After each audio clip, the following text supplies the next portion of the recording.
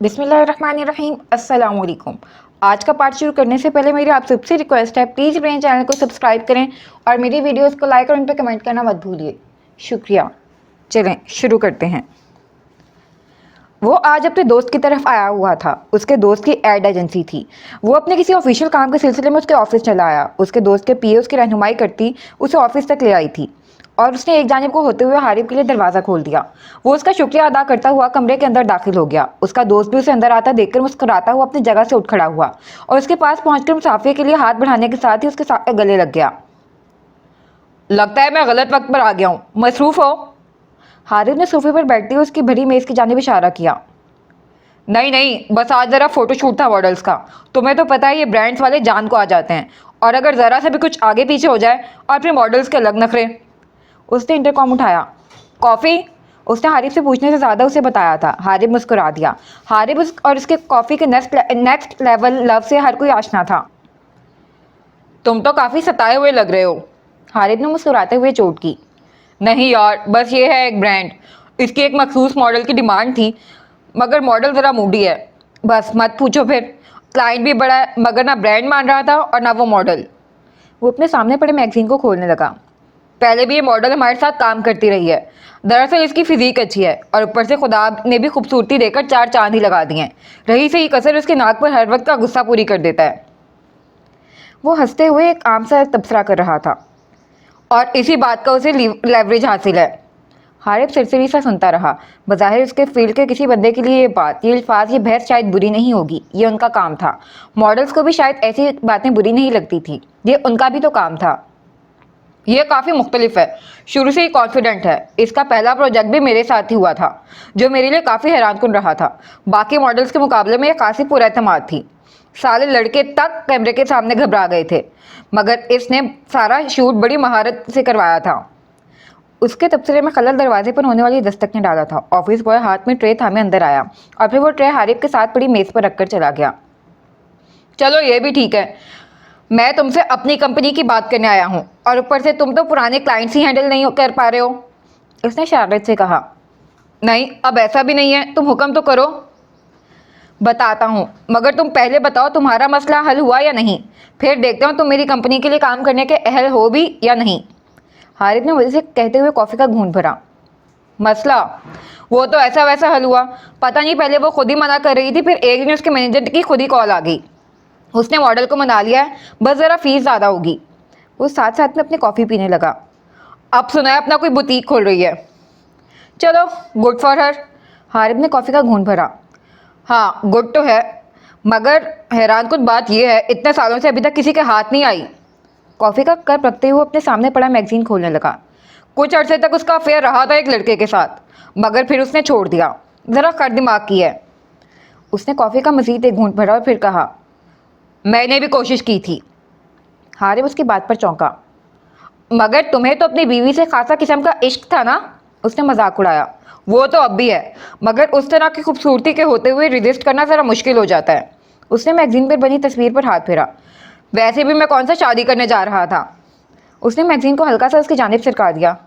आह, चलो कोई नहीं, हम दूर से ही उसकी खूबसूरती को सराह देंगे। वो सर आप भरते हुए बोला। मैं इस मकसद। हारिब ने मैगज़ीन को पीछे धकेलने के लिए हाथ बढ़ाया और फिर उसके अल्फाज मुंह में ही रह गए। उसका मैगज़ीन को पीछे धकेलता हाथ वहीं रुक गया। चंद लम्हों के लिए वो सख्ते में आ गया और फिर उसने मेकान के अंदाज में सर उठाकर सामने कुर्सी पर बैठे शख्स की जानिब देखा। वो हारिब के चौंकने पर मुस्कुरा दिया।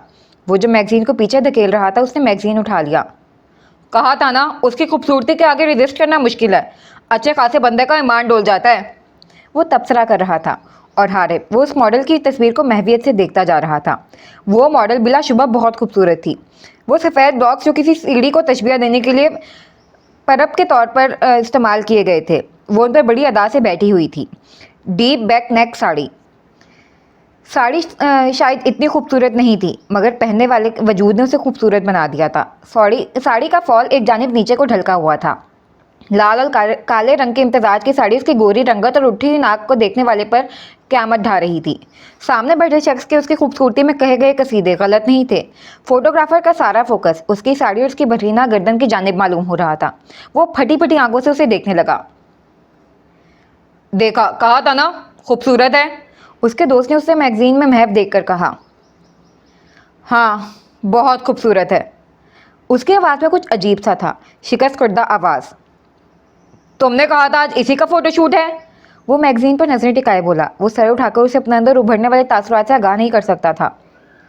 हाँ, देखना चाहोगे? क्यों नहीं? वो मैगजीन को वापस रखता हुआ अपनी जगह से उठ खड़ा हुआ। उसे अपने अंदर कुछ टूटता हुआ महसूस हो रहा था। एक शिकस्त थी जिस पर दिल डूब गया था। आसमान था जो सर पर आन गिरा था। सांस थी जिसमें घुटन बढ़ने लगी थी। उसने जिंदगी में कभी नहीं सोचा था उसकी रुसवाई यूं लिखी होगी, उसके हाथों लिखी होगी, जिसे वो बेपनाह मोहब्बत के बावजूद भी महज उसकी खुशी की खातिर उसे दस्तबरदार होने को तैयार हो बैठा था। चलो फिर, अब तक तो शायद फोटोशूट शुरू भी हो चुका होगा या शायद होने वाला होगा। वो दोनों एक साथ ऑफिस से निकल गए। अब अगला सीन। फोटोशूट की सब तैयारियां मुकम्मल हो चुकी थी। वो भी अपना मस्कूरा लिबास पहनकर तैयार हो चुकी थी और अब उसके साथ चलती सेट की जानिब बढ़ने लगी थी। मुझे सबसे बुरा है लहंगे का फोटोशूट करवाना लगता है। पता नहीं कौन पहनते इतने भारी भरकम कपड़े। वो आहिस्ता से अपना लहंगा उठाते हुए चलने लगी। वैसे ब्रांड वालों को भी अब भी अकल नहीं आई। हाँ, तुम खोल रही हो ना अपना बुटीक, बनाना अच्छे अच्छे कपड़े। तुम किसी खुश फहमी में तो नहीं हो? अंजला ने चलते चलते रुककर उसकी जानिब देखा। वो भी सवालिया नजरों से उसकी जानिब देखने लगा। मैं तुम्हें कोई सेल्समैन की जॉब नहीं देने वाली, अभी बता दूं। मेरे बुटीक पर सारा स्टाफ बड़ा अहल होगा। वो झुकते हुए उसे फोटोशूट की मतलूबा जगह पर जाने के लिए इशारा कर गया। अंजला ने एक लंबी सांस हवा के सपोर्ट की। वो आगे बढ़ना चाह रही थी, मगर जाने कौन सा खदशा था जो उसके पाँव की बेड़ी बन रहा था। क्या हुआ, चलो ना। अंजना ने उसकी आवाज़ पर सर उठाकर उसकी जानिब देखा, फिर नफ़ी में सर हिलाते हुए आगे बढ़ने लगी। फिर उसके कदम रुक गए। उसके चेहरे पर बिला इख्तियारी नागवारी दर आई। ये यहाँ क्या कर रहा है? उसने तनफ्फुर भरे लहजे में वसीम की जानिब देखा। तुम दोनों का एक साथ कपल शूट है ना? वो बड़ी सहूलत से बता गया।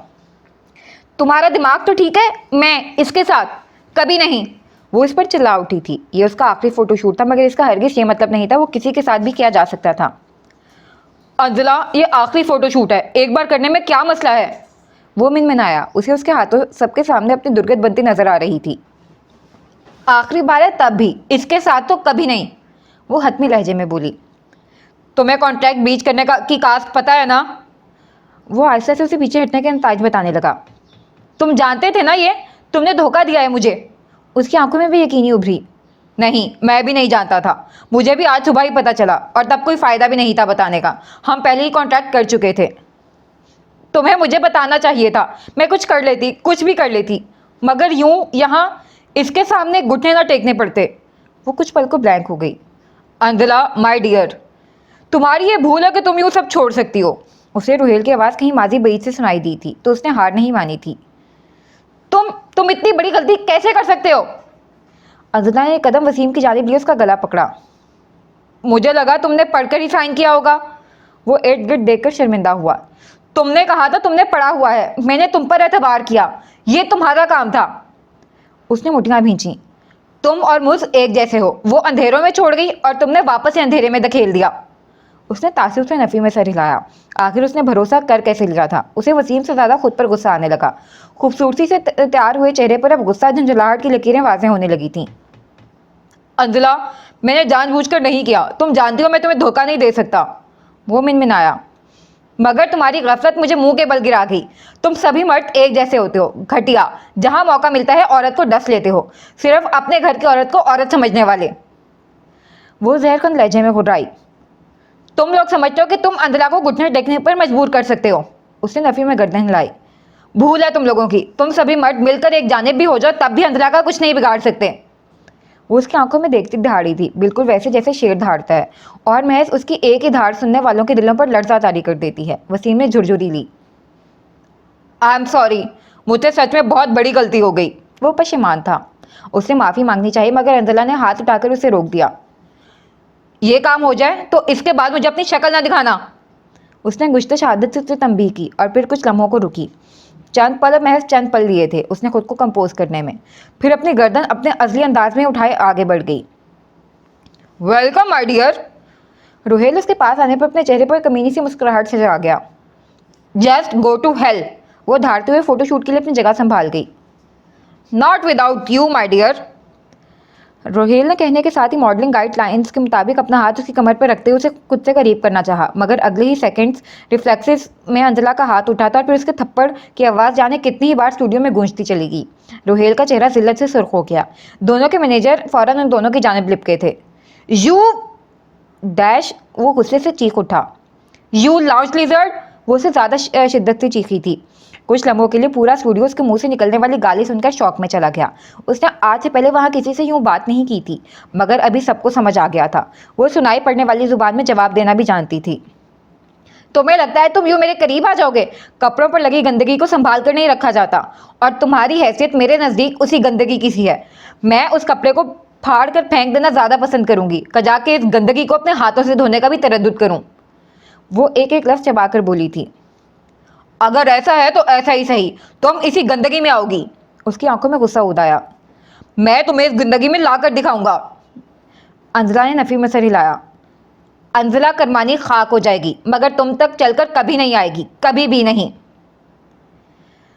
दादा का नाम लगाने से हकीकत नहीं बदल जाती। उसके बाप के किरदार पर चोट करते हुए वो हंस उठा।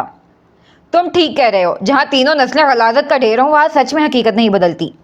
रोहेल ने उसे सिर्फ उसके बाप की गाली दी थी और उसकी 3 नस्लों को लपेट गई थी। तुम, रोहेल उसको अपना मजाक उड़ाती हंसी हंसता देखकर उसके जानिब बढ़ने लगा। ये तुम दोनों क्या कर रहे हो? कास्टिंग एजेंट फौरन आगे आया था। अपॉलॉजीज। रिफ्लेक्सेस में हाथ टूट गया था, अंजला ने बड़े आराम से हाथ उठाते हुए कहा। उसका ख्याल था इस थप्पड़ के बाद रोहेल खुद ही शूट से मना कर देगा, मगर वहाँ ऐसा कुछ नहीं हुआ था।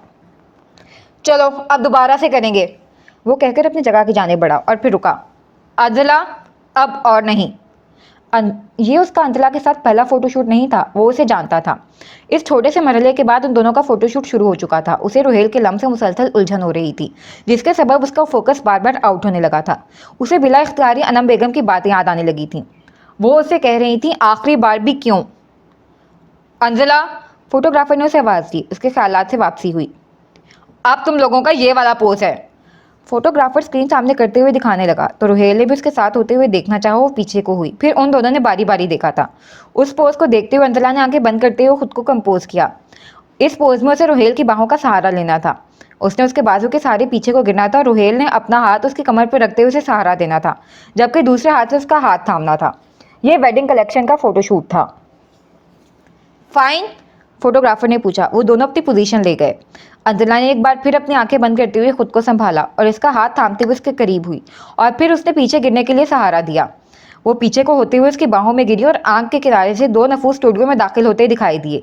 मगर ये महक जैसी उसके नथनों से टकराई, उसकी धड़कनें ने रफ्तार पकड़ ली। यह महक उसके हवास जकड़ने लगी थी। अंदर आते कदमों की चाप सूर की सी वहशत लिए हुए थी। उसका फोकस मुसलसल आउट होने लगा। अंजला, फोकस। एक बार फिर से फोटोग्राफर की आवाज़ उभरी। उसने रोहेल की आंखों में झांका। क्लिक, और फिर एक के बाद दीगरे एक साथ कई क्लिक हुए। डन, नेक्स्ट पोज, फोटोग्राफर ने कहा। वो सीधी और फिर उसके कदम वहीं के वहीं जम गए। उसे कुछ पल के लिए महसूस हुआ जैसे सांस अटक गई हो, दिल की धड़कन साकिन हो गई हो और इर्द गिर्द की हर चीज़ साकित। उसकी आंखें झपकना भूल चुकी थीं। ऐसा कैसे हो सकता था? वो इतने सालों से ये काम कर रही थी और किसी को पता नहीं चला था, और फिर आज वो यहाँ, वो भी तब जब वो ये काम छोड़ने जा रही थी, जब वो उसे बताने का इरादा कर चुकी थी, जब वो एक आखिरी कोशिश की नीयत कर चुकी थी। माजी भी कैसा आसेब है। यहाँ इंसान महज पशेमान ही होता है और इधर वो किसी अजगर की सी सूरत लिए सामने आ खड़ा होता है। उसकी नज़रें उस पर ठहर चुकी थीं। इर्द गिर्द की हर चीज़ वहाँ से गायब हो चुकी थी। कुछ रहा था तो वो खुद, और उसके सामने खड़ा वो सामने अपने सीने पर हाथ बांधे खड़ा बड़े इत्मीनान से उसे देख रहा था। नहीं, वो इत्मीनान में नहीं था, पोज कर रहा था। उसकी आंखें बेतासुर थीं। उसके साथ खड़े मर्द ने अंजला की जानिब देखते हुए हाथ हिलाया। इन लम्हों में माँ समेत उसके वजूद के सभी साकित हो चुके थे। वो फटी फटी आंखों से उसकी जानिब देखती चली जा रही थी। उसने यूं ही बड़े इत्मीनान से अपने एक बाजू को खोलते हुए अंजला को वापस ही शूट करवाने का इशारा किया। वो जानती थी यह हरगिज़ उसे सराहने के लिए नहीं था, बल्कि वो कह रहा था कि आप करें उतनी ही डिटाई के साथ जितने के साथ पहले कर रही थी। अंजला, क्या हो रहा है आज तुम्हें? फोटोग्राफर उसके पास आया। अंजला ने हारिब पर से नजरें हटाकर उसे देखा। क्या हुआ है, तुम ठीक हो ना? फोटोग्राफर ने उसकी उजड़ी हुई आंखों को देखकर हमदर्दी के जेर असर पूछा। मेकअप के बावजूद भी उसके चेहरे का बेरंग हो जाना खूबी महसूस किया जा सकता था। उसका चेहरा बिल्कुल उन रसीदा पत्तों की मानिंद हो चला था जो कभी बहार में शाखों पर झूलने के बाद जमीन पर बिखरे महज दास्तान खजा सुनाने के लिए रह जाएं। वो सर झटक गई और फिर वापस से फोटो शूट के लिए बढ़ी। तो यूं रात अफशा होने लिखे गए थे, यूं उसे पता चलना था। अंजला, तुम मुझसे बात करो। उसे अनम बेगम के अल्फाज सुनाई दिए। मैं नहीं कर सकती, उसने कहा था। उसे मालूम होता कि यूं उसकी ज़ात के राज आश्कार होने वाले थे तो उससे बात कर लेती।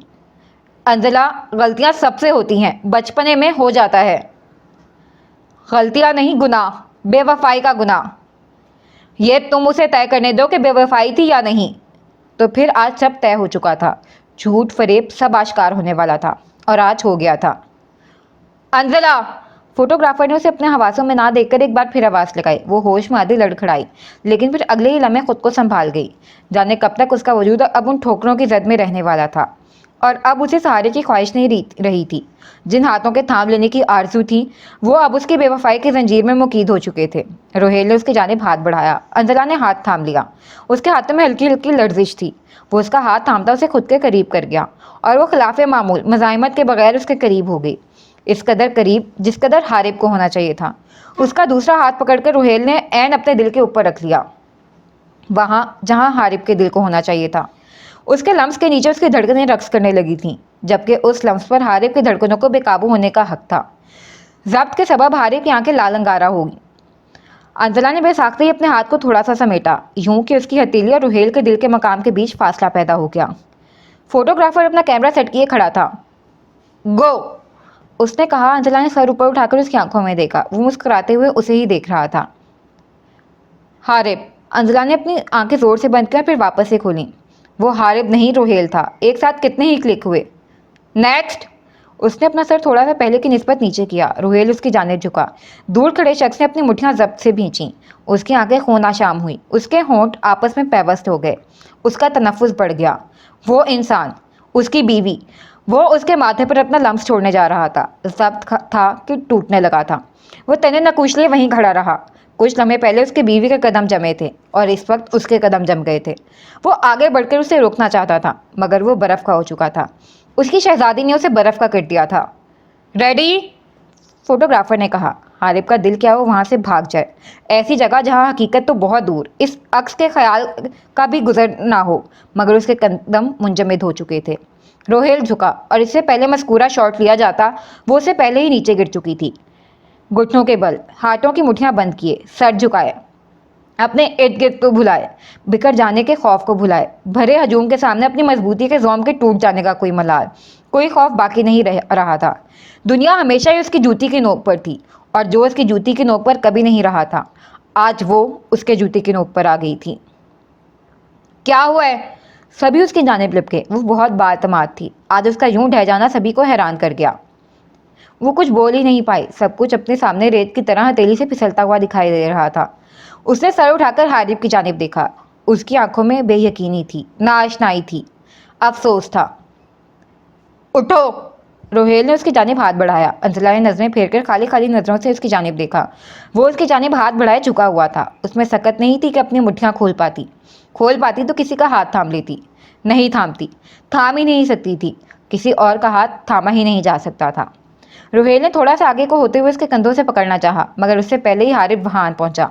उसकी आंखों को देखकर यूं महसूस हो रहा था जैसे फिशारे खून के इंतहाओं को छूने के सबब उसकी आंखों में मौजूद नन्ही नन्ही रगें फट गई हों और अब उनसे रस्ता खून पूरी आंखों में फैल चुका हो।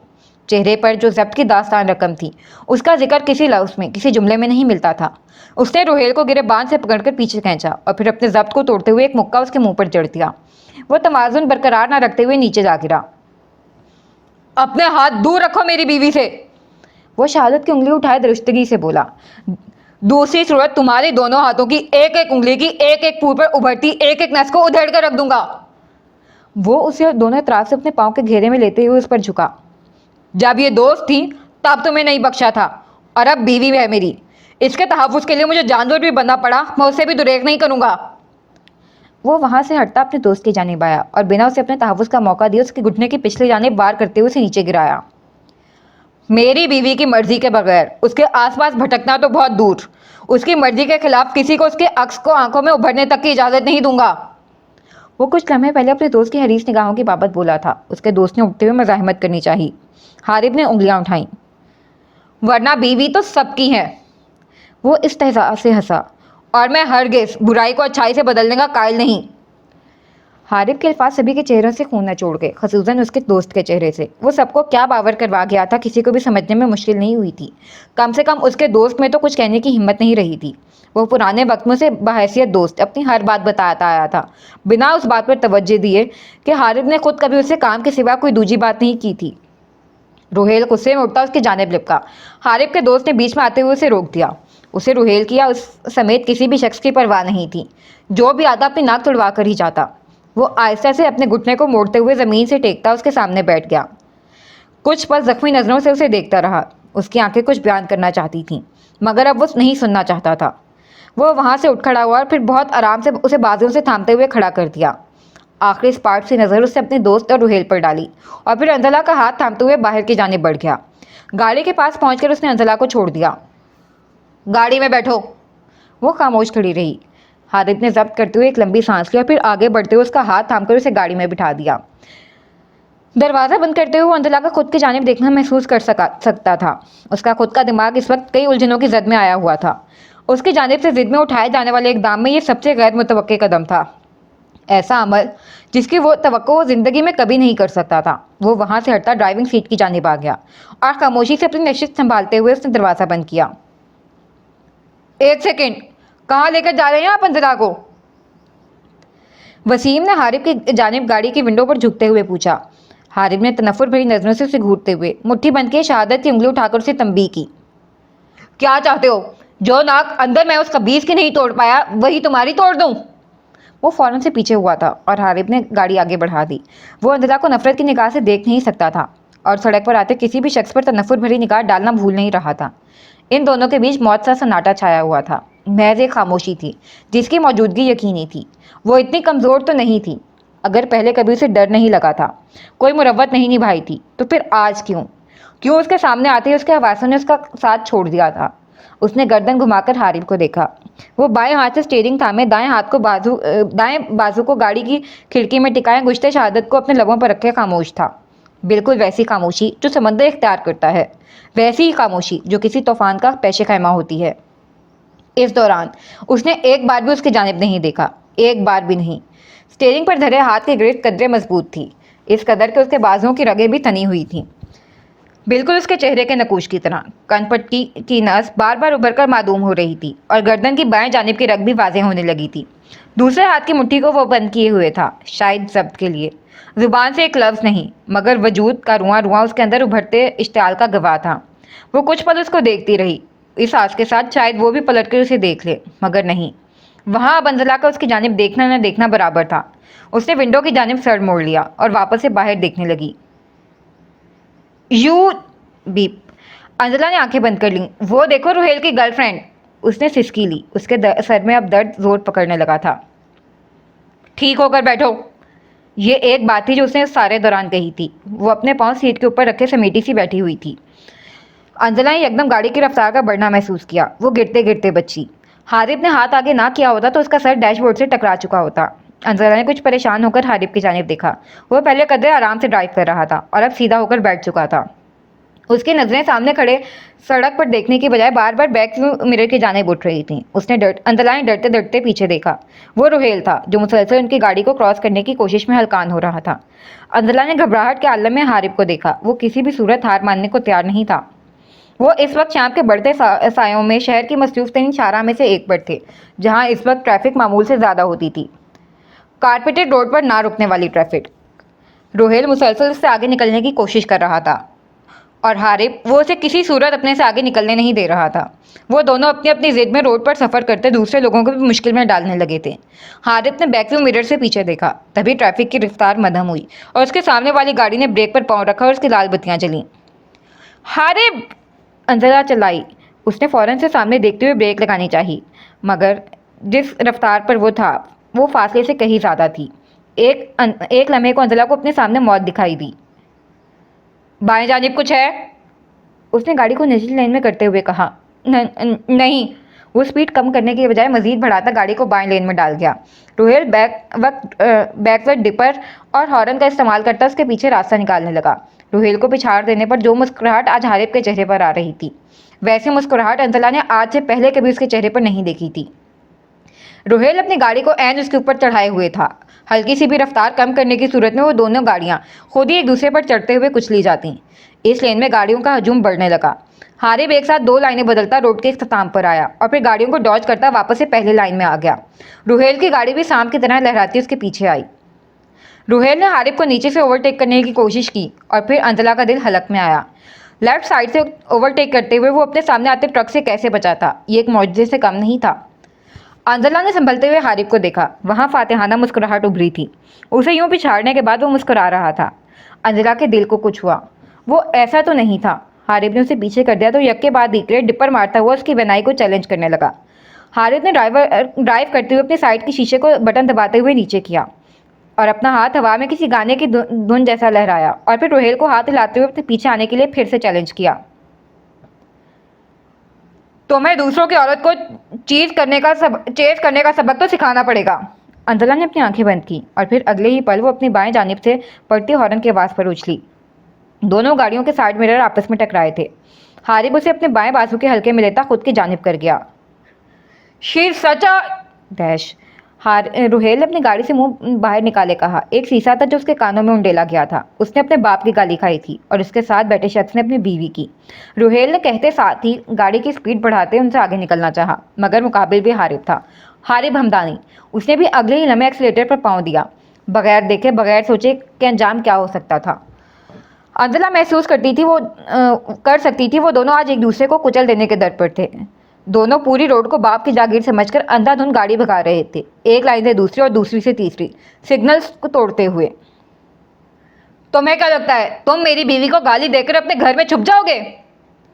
हारिब गाड़ी उसके पास करते हुए खिड़की से चिल्लाया। मैं तो तुम्हें कब्र से भी निकाल लाऊंगा। रोहेल उस पर हंसा। ये किसी की नहीं है, तुम्हारी भी नहीं।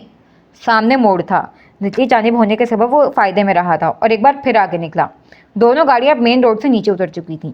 हारिब की गाड़ी की स्पीड कदरे तेज थी, जिसका अंदाजा करते हुए रोहेल ने बाएं जानिब नजर आती सोसाइटी की गली में अपनी गाड़ी डाल दी। वो उसके हाथ से निकल गया था। जब तक हारिब को समझ आया वो कुछ गलियां आगे आ चुका था। अगर अंजला ने सीट बेल्ट ना पहनी होती तो इस कदर जोर से ब्रेक लगाने पर ऐन मुमकिन था कि उसका सर डैशबोर्ड से टकरा जाता। हारिब ने गुस्से से अपना हाथ स्टीयरिंग पर मारा। ये पहली मर्तबा था जब वो उसे इस कदर गुस्से में देख रही थी, मगर अभी वो सुकून का सांस लेती ही कि उसने एक बार फिर गाड़ी की रेस बढ़ाते हुए गाड़ी को एक गली में डाल दिया। गोया वो इसको हकीकत में कवर से लाने के दर पर था। उसके सर पर जुनून सवार था। एक बार फिर उसकी गाड़ी हवाओं से बातें करती सड़क पर धूल उड़ाने लगी। उसके नकूश पत्थर के माने सख्त हो चुके थे, लब आपस में पैबस थे और स्टीयरिंग पर गिरफ्त का अंदाजा उसके बाजुओं में उभरती रगों को देखकर लगाया जा सकता था। वो यूं ही अंधाधुंध गाड़ी भगा रहा था जब उसकी नज़रें गली में रिवर्स आती गाड़ी पर पड़ी। इससे पहले वो एक बार फिर से उसके हाथ से निकलता, हारिब ने फौरन से हैंड ब्रेक लगाते स्टीयरिंग को घुमाया और ड्रिफ्ट मारते कार का रुख सीधा इस गली की जानिब फेर दिया। गाड़ी के पहियों की चढ़चढ़ाहट पर अंजला को झुरझुरी हुई। रोहेल का ख्याल था वो गलियों के अंदर से होता हुआ बच निकलेगा, मगर वो गलत था। वो जिस गली में दाखिल हुआ था वो सामने से बंद थी। Dead and. लानत हो, वो चीखा। इस तरह आपने उसे जकड़ा। उसने गर्दन घुमाकर बैक स्क्रीन से पीछे देखा। वहाँ कोई नहीं था। उसने गाड़ी के शीशे से गर्दन बाहर निकाले, गाड़ी को फौरन तेज रफ्तारी से रिवर्स किया और फिर सीधा करते हुए आगे बढ़ाया, मगर गली के कोने तक पहुंचने से पहले ही हारिब की गाड़ी को अंदर दाखिल होता देख उसके चेहरे पर परेशानी की लकीरें खिंच गईं। उसके पसीने छूटे थे। इससे पहले वो कुछ करता, हारिब अपनी गाड़ी लिए उसके सर पर आन पहुंचा और बिना रोहेल को सोचने का मौका दिए वो रोहेल की जानिब से उसकी गाड़ी को हिट करता रगड़ता चला गया। सीट बेल्ट ना पहने होने के सबब रोहेल का सर डैशबोर्ड से टकराया था। उसने गाड़ी जानबूझकर अपनी कार से उसकी कार से हिट की थी, यूं कि उसकी गाड़ी रोहेल की गाड़ी का रास्ता रोक चुकी थी। हारिब। अंजना ने उसके बाजू पकड़ कर रोकना चाहा, मगर फिर उसकी नज़र थी और अंजला उसका बाजू छोड़ गए। तुम क्या उसे जान से मारोगे?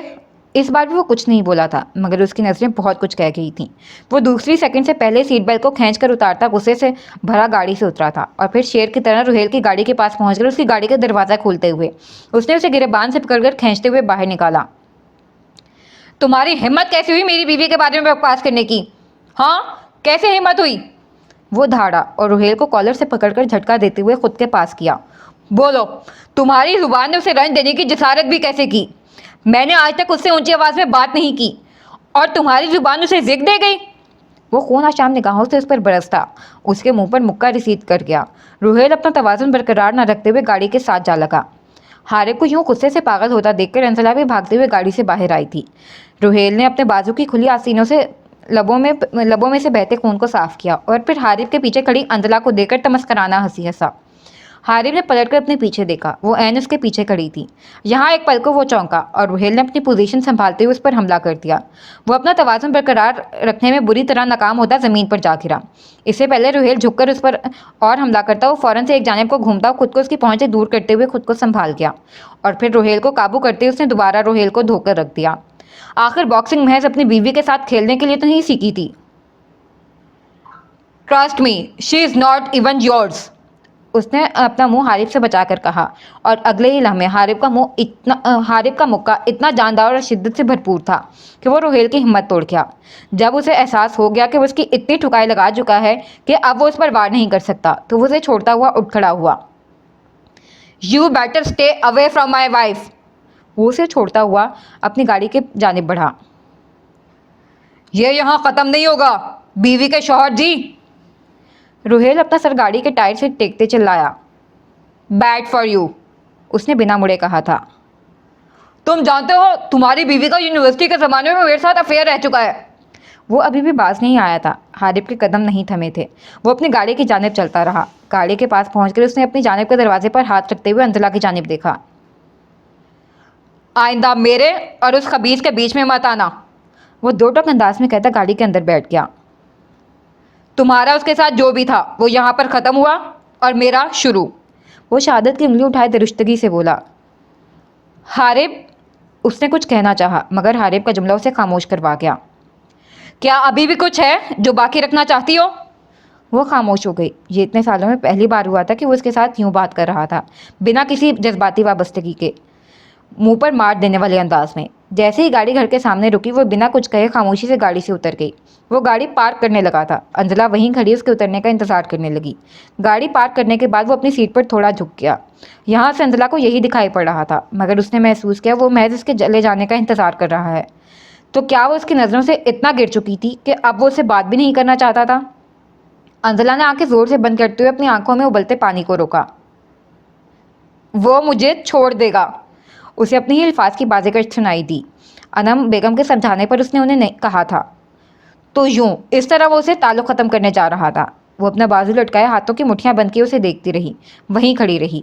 वो भी बिना अपनी कहे अंदर जाने को तैयार नहीं थी। अंजला को घर की जानिब ना जाता देख बिल आखिर वो गाड़ी से बाहर निकल आया। गाड़ी से निकलती उसने अंजला को देखा। अंजला को उसकी आंखों में इस वक्त तकलीफ़ के अलावा कोई दूसरा एहसास नहीं दिखाई दे रहा था। बहुत तकलीफ़। वो उससे कुछ कहने के लिए एक कदम आगे बढ़ी। घर जाओ, वो उस पर से नजरें हटाता हाथ के इशारे से उसे कतियत से मना कर गया। हार, उसने उसे नाम भी पूरा लेने नहीं दिया था और हाथ उठाकर बीच में ही रोक दिया। अभी नहीं, अभी कुछ भी नहीं। अंजला को उसके शिकस्त खुर्दा लहजे से तकलीफ हुई। खुदा के लिए इस वक्त चली जाओ, तुम्हें तो गंवा चुका हूँ, अब दोस्ती को नहीं गंवाना चाहता। उसके लहजे की आंच अंजला की आंखों को जला रही थी। वो सर झुकाते घर की जानिब बढ़ गई।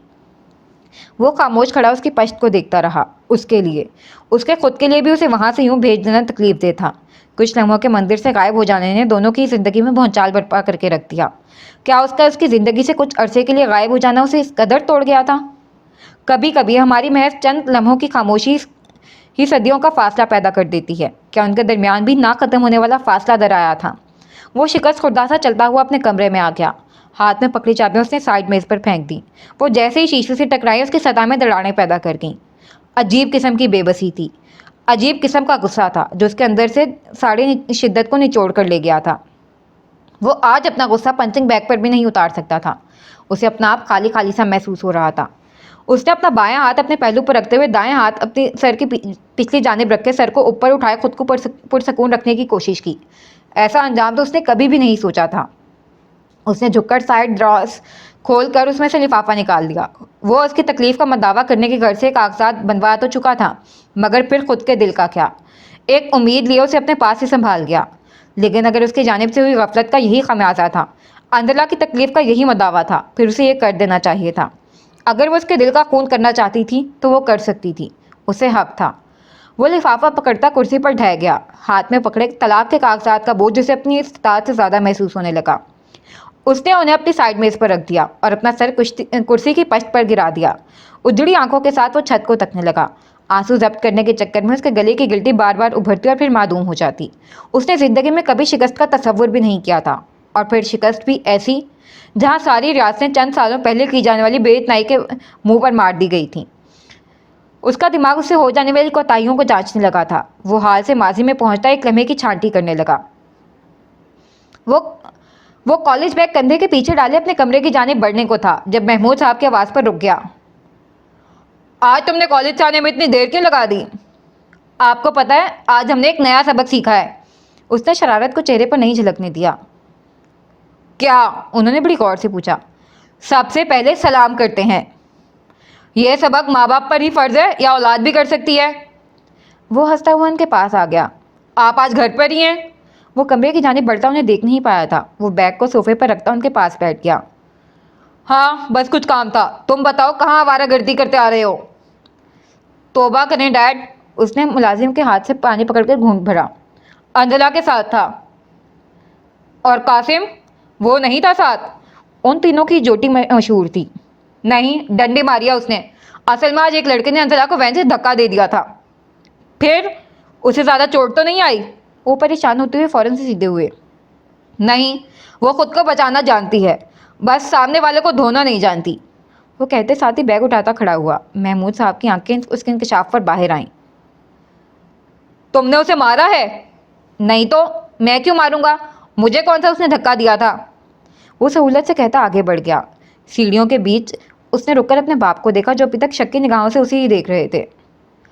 मैंने तो सिर्फ उसके हाथ पांव पकड़े थे, मारा तो अंजला ने था। महमूद साहब ने वहीं से अपना जूता उठाकर उसकी जानिब फेंका, जो हमेशा की तरह निशाना खता करता शैंडलियर को हिला गया। Dad, violence is not allowed. उसने बेचारा सा मुंह बनाया। तुम्हारा अपने कॉलेज में फसाद कर करके दिल नहीं भरता? तुम्हें पता है ना किसी पर हाथ उठाना गलत है। Everything is fair in friendship. वो मज़े से कहता अपने कमरे की जानिब बढ़ गया। अब अगला सीन। वो कमाल हाउस की लॉन वाली सीढ़ियों पर बैठा हुआ था। आज सुबह ही उसके बाप ने उसके सर पर निकाह वाला बम फोड़ा था। वो कॉलेज के पहले साल में था और अपनी आंखों में आज़ाद लड़कपन के ख्वाब लिए अपनी निगाहें आसमान पर टिकाए हुए था, और उन्होंने आज उस पर इतनी बड़ी जिम्मेदारी डालने का फैसला कर दिया था। उसके इनकार हैरान जिद के बावजूद भी वो बार बार उसे कतियत मगर प्यार भरे अंदाज में दरख्वास्त करके मना ही गए थे, और फिर अभी कुछ देर पहले उसका निकाह भी पढ़वा चुके थे। इस वक्त वो गुस्से में भिपरा सीढ़ियों पर बैठा हुआ था। उसका बस नहीं चल रहा था अपने इर्द गिर्द मौजूद हर चीज़ को आग लगा दे। जब ही अंजला उसके पास आकर बैठ गई, उसने गर्दन घुमाकर उसकी जानिब देखा। उसके चेहरे पर ना वैसी नाराज़गी थी, ना खौफ, ना ही कोई और जज्बा, ना ही खुद इस साली पर उभरता बागीपन। वो ऐसी ही थी। चीज़ें उस पर वैसे असरअंदाज नहीं होती थीं, या फिर वो नज़रअंदाज कर दिया करती थी। वो वहाँ से उठता बाहर की जानिब बढ़ा। वो भी उसके पीछे ही लिपकी। कहाँ जा रहे हो? हारिब ने मुड़कर उसके जानिब देखा और बिना कुछ कहे आगे बढ़ गया। क्या हुआ है? नाराज़ हो? हाँ हूँ। वो चलते चलते बोल रहा था। किससे? सबसे, हर इंसान से, दुनिया की हर चीज़ से। मेरा बस चले तो मैं हर चीज़ को आग लगा दूँ। उसने गुस्से से कहा। मुझे भी। अंजला को दुख हुआ। वो ठहर गया। वो उसकी दोस्त थी। तुमने मना क्यों नहीं किया? बाबा ने कहा वो मुझसे बहुत प्यार करते हैं। जो कोई भी तुम्हें आकर कहेगा उसे तुमसे प्यार है, तुम उसकी बात मान लोगी? वो मुंह खुले उसे देख रहा था। तुम पागल हो? अना ने कहा अगर तुम्हारे साथ निकाह से इनकार किया तो वो किसी और के साथ करवा देंगे। तुम तो मेरे दोस्त हो। मैंने कहा यही ठीक है। हाँ, दोस्त हूँ, और तुमने मुझे ही कुर्बान कर दिया। वाह! तुम ऐसे क्यों कह रहे हो? खैर, जो हुआ सो हुआ। मैं तुम्हें एक बात बता दूं जो मैं खुद भी करने वाला हूं। ये मोहब्बत की पट्टी आंखों से उतार दो, वरना ये लोग यूं ही हमें एक्सप्लॉइट करते रहेंगे, और अपनी खुद की अकल इस्तेमाल करना शुरू कर दो। नहीं तो यूं ही कभी किसी जानिब धकेली जाओगी तो कभी किसी जानिब। तुम कहीं जा रहे हो? उसे उसकी बातों से बस यही समझ आया था। हाँ, मैं मॉम के पास जा रहा हूँ। तुम मुझसे कभी कोई उम्मीद मत रखना। तुम्हें अभी मेरी बातें बुरी लगेंगी, मगर वक्त हालात जज्बात बदल देते हैं। मैं नहीं चाहता तुम इस काम खा के ज़बरदस्ती के रिश्ते में खुद को उलझाए रखो, जिसका अंजाम हम दोनों में से किसी को अच्छा होता दिखाई नहीं दे रहा। अभी हम कुछ कर नहीं सकते। लेकिन जैसे ही हमारे हाथ में इख्तियारात आएंगे, हम सबसे पहले अपने फैसले खुद करेंगे। मैं किसी और की शर्तों पर ज़िंदगी नहीं गुजार सकता, तो मैं भी नहीं गुजारनी चाहिए। वो इस वक्त जज्बातियत के इंतहा पर था। तुम मुझे सबके बीच छोड़कर भाग रहे हो? तुम हमारी दोस्ती को ख़त्म करके जा रहे हो? वो शॉक थी। हर किसी को अपनी बका की जंग खुद लड़नी होती है, तुम्हें भी लड़नी चाहिए, मैं भी लड़ूंगा। और रही बात दोस्ती की, वो हमारे वालिदैन की नज़र खा गई। वो दुख से कहता उसे अपने पीछे छोड़ता चला गया। माजी में यही उससे एक गलती हुई थी और जिसकी सज़ा अब शायद पूरी ज़िंदगी उसे भुगतनी थी। वो आगे बढ़ने लगा जब उसके दरवाजे पर हल्की सी दस्तक हुई। हारिद ने गर्दन घुमाकर टेरेस के दरवाजे की जानिब देखा। शीशे के दूसरी पार मुतवर्रम आंखों में फरियाद लिए वो वहीं खड़ी थी। वो उसकी दहलीज पर खड़ी थी। वो कैसे उसे देखकर अपना बाप कफलज़दा रख सकता था? हारिद ने आगे बढ़कर दरवाज़ा खोल दिया। वो आहिस्ता से चलती हुई अंदर आ गई। वो कुर्सी पर बैठता अपना सर पीछे को गिराता आंखें बंद कर गया। तुम मुझे कुछ भी कहने नहीं दोगे? उसने डुबडुबाई आंखों के साथ पूछा। क्या कहने दूं तुम्हें अंजला, क्या? वो अपनी आंखें बंद की अपनी कुर्सी पर झूलता रहा। बंद आंखों ने न जाने कितने ही आंसू मुकीद कर रखे थे। मैं तुम्हें क्या सफाई दे सकती हूँ? वो अपने हाथों को देखती नदामत ज़दा हुई। हाँ, तुम मुझे क्यों सफाई दोगी? दुनिया की तरह हारिद भी तुम्हारे जूते की नोक पर। हारिद ने आंखें खोलते हुए रंज से उसे देखा। उसका दिल कटकर रह गया। हर वक्त चांद सी चमकती आंखों में लाल शाम की सी वहशत थी। वो क्या कहना चाहती थी और वो क्या समझ रहा था? ऐसे मत कहो, वो तड़प उठी। वो अपनी जगह से उठता हुआ उसके पास आ गया। क्यों, ऐसा नहीं है क्या? तुमने क्या कहा था अंजला? तुम किसी को भी जवाबदेह नहीं हो। मैं गुजरे सालों में तुम्हारे हर अमल का जिम्मा खुद के सर लेता आया हूँ, लेकिन अब तो मैं आ गया था ना। वो मुतवर्रम आंखों से उसकी जानिब देख रहा था। अंजला की आंखों से मुसलसल आंसू टूटकर गिरने लगे थे। वो उसके लिए उसकी ज़िंदगी में आने वाला पहला मर्द था जो खुद से मुंसलिक औरत की बेवफाई पर रो रहा था। ज़दोकौफ करने के बजाय वो मातम करना था। ऐसा कैसे हो सकता था? ऐसा कैसे हो गया था? तुम उस तकलीफ से आशना ही नहीं हो। अपनी आंखों के सामने अपनी मोतबर चीज़ों को बेवकत होते देखना किस कदर तकलीफ दे है। जिस इंसान को आपने दिल की मसनद पर बिठाया हो, उसका अक्स किसी और की आंखों में भरता देखना किस कदर सबर तलब है। और इन दोनों एहसासात ने मेरे दिल का खून कर दिया है। उसने नम आंखों से अंजला की जानिब देखा। एक मर्द मेरे सामने मेरी बीवी को गाली देता है और दूसरा कॉफ़ी के कप के साथ उसकी खूबसूरती के किस्से बताता है। एक आंसू था जो उसकी आंखों से गिरा था और वो उसे नज़रअंदाज कर गया। और वो मुझे बताता है कि वो कैसे। उसने बेबसी से हाथ उठाए। वो कैसे कह सकता था इसके लिए वो अल्फाज जो उसके दोस्त ने कहे थे? जानती हो, उसकी नज़रें, उसकी ख्वाहिशात सब मेरे लिए गाली था। वो मेरी बीवी से नाजायज़ ताल्लुकात रखना चाहता था। वो तुम्हारे बारे में वो सब सोच रहा था जो मैंने भी कभी नहीं सोचा। उसने अपने हाथ की पश्त को अपने होंठों पर रखे जब्त किया। वो तुम्हारे लिए सब सोच रहा था, तुम्हारे लिए सब कह रहा था, तुम्हारे लिए अंजला, तुम्हारे लिए। हमारे बीच ये ताल्लुक ना भी होता तब भी मुझे इतना ही बुरा लगता। तुम ऐसी नहीं थी, तुम्हें ये सूट नहीं करता, तुम्हारा वकार। एक गम तो ना था जो जान को लाहक था। कहीं मोहब्बत का खून हो जाने की अर्जदगी थी तो कहीं महबूब के वकार के आजमाइश ले डूबने को थी। अगले ही लम्हे उसने शिद्दत जज्बात से बाजू से पकड़ते हुए उसे झंझोड़ डाला। पता है मेरा क्या दिल कर रहा है? मेरा दिल कर रहा है मैं एक गोली उसको मारूं और एक। वो रुका। उसकी आंखों में देखते हुए कुछ पल को खामोश हुआ। अंजला ने खौफ से उसकी जानिब देखा। वो उसके बाजू छोड़ गया। और दूसरी गोली मैं खुद को मार लूं। कहने के साथ ही वो पास पड़े सोफे पर ढह गया। मैं कैसे जब्त करूं? बताओ मुझे। तुम ऐसी तो नहीं थी अंजला। हारिब, वो उसके नीचे वो नीचे उसके कदमों में बैठ गई। बताओ मैं तुम्हें कैसे डिफेंड करूं? यूं जब दूसरे लोग मुझे तुम्हारे बारे में आकर बता रहे हैं, या यूं जब वो मुझे कहता है कि तुम्हारी भी नहीं होगी। अंजला ने उसके हाथ पर अपना हाथ रखा। हारिब ने अपने घुटने पर रखे अपने हाथ के ऊपर उसके हाथ को देखा। तुम मेरे साथ नहीं रहना चाहती थी, तुम भी मेरे साथ नहीं रहना चाहती। उसने कड़ी से कड़ी मिलाने की कोशिश की। क्या तुम अब भी उसे? वो अपना सर गिरा गया। उसमें ऐसा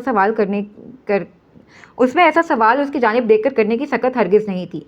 अगर उसने हाँ कह दिया, आखिर अभी भी अगर क्यों था? क्यों वो सब कुछ देखकर भी यकीन पर गुमान करने को तरजीह दे रहा था? देखे पर अनदेखे को तरजीह होते ही अपनी बनाई पर शक कर रहा था। मुझे लगा था वो कुछ पल को कुछ बोल ही नहीं सका। सामने बैठे उसकी आंखों से टूटकर आंसू नीचे मार्बल के फर्श पर गिरते बेवकत हुआ।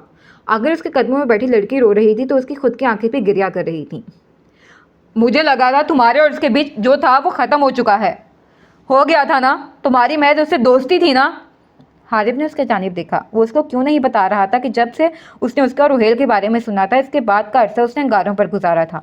उसके छिन जाने के खौफ से वो सब कुछ समेटता यहाँ चला आया था और यहाँ आकर पता चला था सब कुछ बहुत पहले बिखर चुका था। क्या कुछ लम्हों के लिए मंजिल से गायब हो जाने पर दोस्ती मोहब्बत यूं ही अपना रुख बदल लिया करती है? ऐसा है तो फिर मेरी दोस्ती मेरी मोहब्बत क्यों नहीं बदली अंजला? क्यों मेरे दिल में तुम अभी तक वहीं हो जहाँ पहले दिन से थी? वो नम आंखों से उसकी आंखों में देखती हुई अपनी उलझनों को सुलझाने की कोशिश करने लगा। हाँ, पर तुम्हें मुझसे मोहब्बत भी तो नहीं थी। वो टूट चुका था। मुझसे गलती हुई है। वो उसके सामने नीचे घुटनों के बल बैठी सर झुका गई। मगर उसे मोहब्बत मत कहो। उसने बहुत आहिस्ता आवाज़ से इल्तिजा की। किसको कहूँ मोहब्बत? खुद को, जिसके साथ तुम रहना नहीं चाहती। वो रुक गया। उसे उसका नाम लेना तक गवारा नहीं था। उस कमीने को जिसके साथ तुम मेरे निकाह में, वो महज दोस्ती थी ना। वो जुमला तरतीब नहीं दे पा रहा था। उसके अंदर क्या क्या सवाल पनप रहे थे, कौन से पूछने वाले थे कौन से नहीं, वो खुद भी जान नहीं पा रहा था। दिल का एक हिस्सा उसके खसारे पर गमगीन था और एक हिस्सा खुद की हक तलफी पर रंजीता। और मुझे एक बार तुमने इसके मुतल्लिक कुछ नहीं बताया। उसने उसका हाथ अपने घुटने पर से हटा दिया। और तुम बताओ कि भी क्यों? तुम्हें कौन सा मेरे साथ रहना है? इस हिसाब से ठीक ही है। वो कब तक उसके बोलने का मुंतज़िर रहता और वो खामोश रही थी। वो कभी उसके बोलने की ख्वाहिशमंद नहीं थी और वो कहता चला जा रहा था। वो अच्छा इंसान नहीं है। वो यूं ही सर झुकाए बोला। अंजला को सीने में तकलीफ महसूस हुई। तुम मेरे साथ नहीं रहना चाहती, ठीक है, मैं तुम्हें डाइवोर्स दे दूंगा। हारिब ने मलूल चेहरा लिए सर उठाकर उसकी आंखों में देखा। दिल में टीसें उठीं। ये खूबसूरत आंखें कभी उसकी नहीं हो सकती थीं। मुझे अंदाज़ा हो गया है, आप किसी को ज़बरदस्ती खुद से मोहब्बत नहीं करवा सकते। वो वहाँ से उठता बेड के पास आ गया और सामने पड़े लिफाफे को उठाते हुए वापस से अंजला की जानिब देखा। अंजला ने उसकी जानिब देखा। वो लहजा भर वहाँ खड़ा रहा, फिर बेबसी से लबों को भींचते उसने हाथ में पकड़े लिफाफे को उसके सामने सोफे पर उछाल दिया। साइन करके डैड को दे देना। उसका लहजा हर तासुर से पाक हो चुका था। शायद वो अपनी शिकस्त तस्लीम कर गया था। अंजला कांपते हाथों से लिफाफा खोलने लगी। तुम्हें लगता है मुझे उससे मोहब्बत है? उसने हाथ में पकड़े पेपर को हिलाया। तुम मुझसे मोहब्बत नहीं करती और मेरे लिए यहीं हर बात ख़त्म हो जाती है। वो बरफ से ठंडे लहजे में कहता आगे बढ़ा। अंजला वहाँ से उठती हुई भागकर उसके सामने आई। तुम मुझे छोड़कर जा रहे हो? वो हंसा।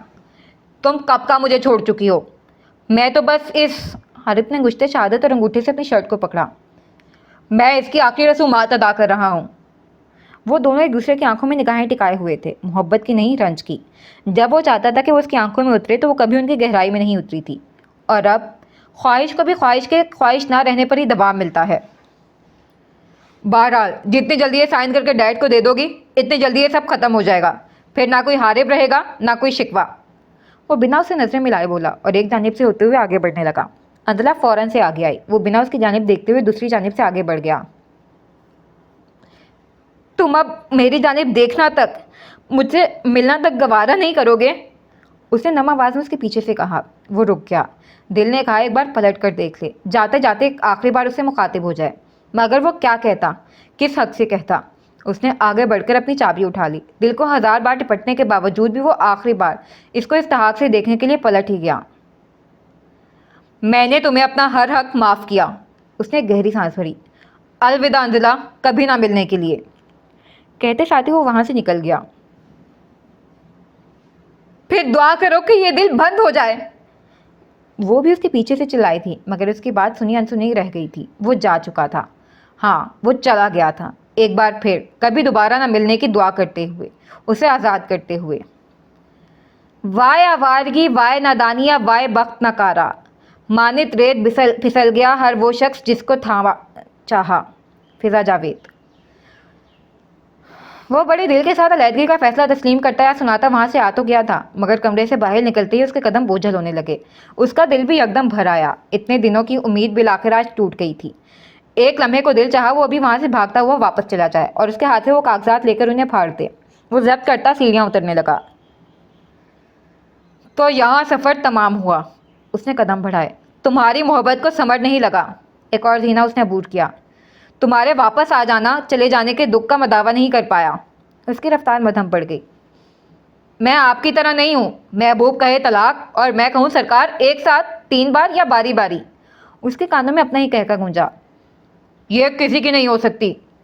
वो जीना उतरने लगा और फिर उसका पाँव सीढ़ी के किनारे पर फिसला था।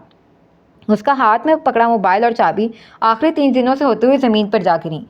वो हारा हुआ रेलिंग को थामता वहीं जीने पर बैठ गया। बस मुझे आपके साथ नहीं रहना। वो अपने घुटनों पर अपनी कोहनियाँ टिकाए, अपने बाजुओं पर अपना सर टिका गया। उसकी चीज़ों के गिरने के आवाज़ पर महमूद साहब फ़ौरन से किचन से बाहर आए थे। उन्होंने सामने सीढ़ी पर अपने हाथों में सर गिराए हारिब को देखा। वो उन्हें ठीक नहीं लगा था। वो उसके पास बढ़ाए। तुम क्या ये आशिकों की तरह सर गिराए बैठे हो? उन्होंने उसके पास पहुंचकर कहा। हस्बे खिलाफ उसकी जानिब से ना कोई हरकत हुई और ना ही कोई जवाब आया था। वो फिक्रमंदी से उसके पास आकर बैठ गए। वो खामोश था। ज़रूर कुछ पड़ा हुआ था। वो जिस कदर साफ को था, वहीं कुछ बातों पर वो बात नहीं किया करता था।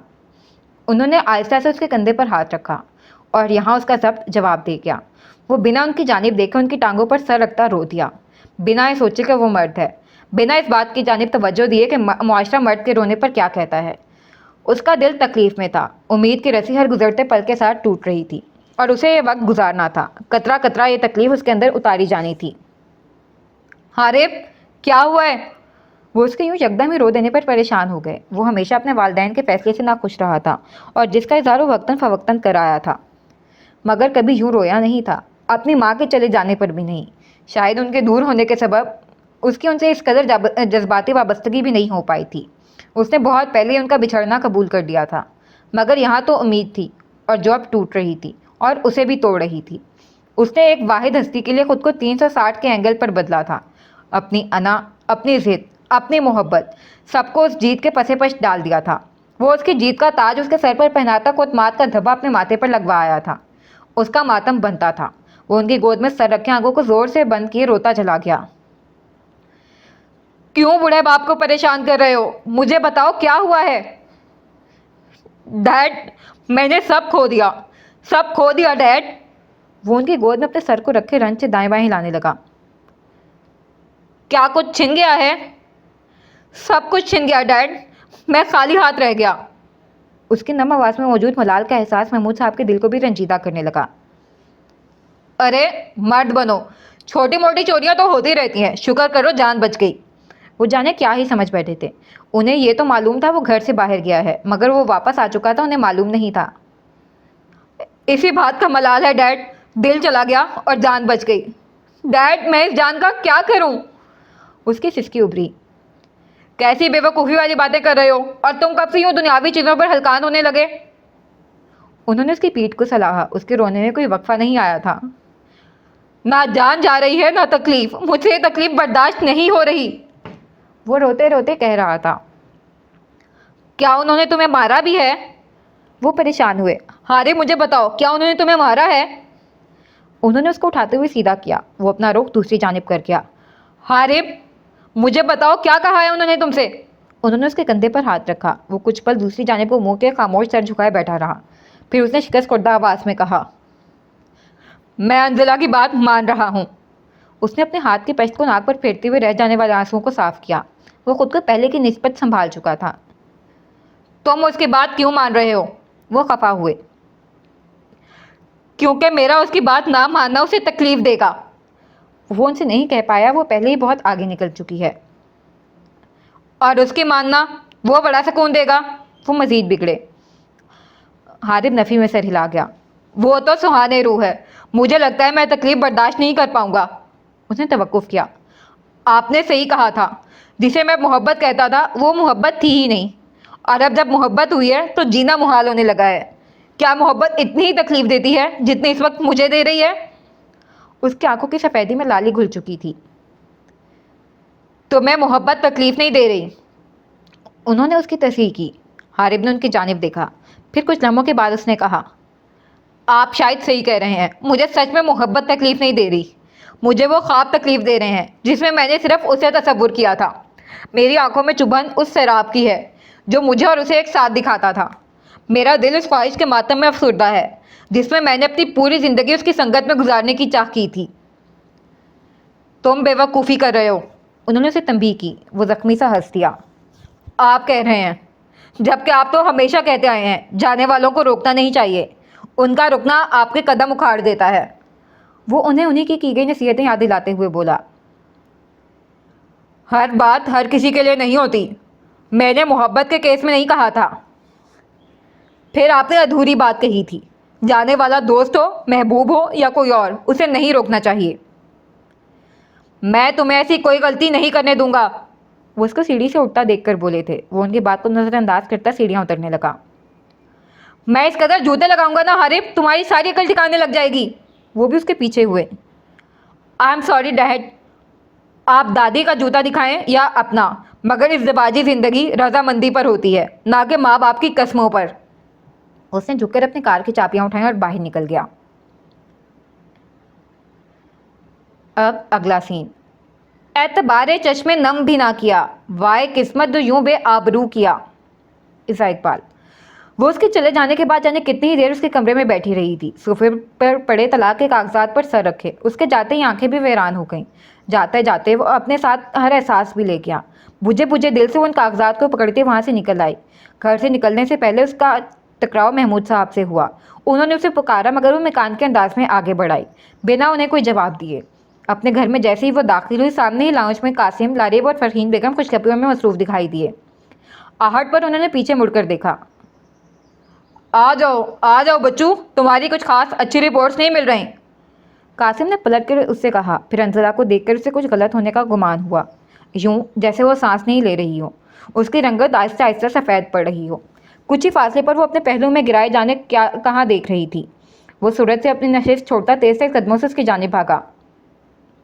अंजला, क्या हुआ है? तुम ठीक नहीं।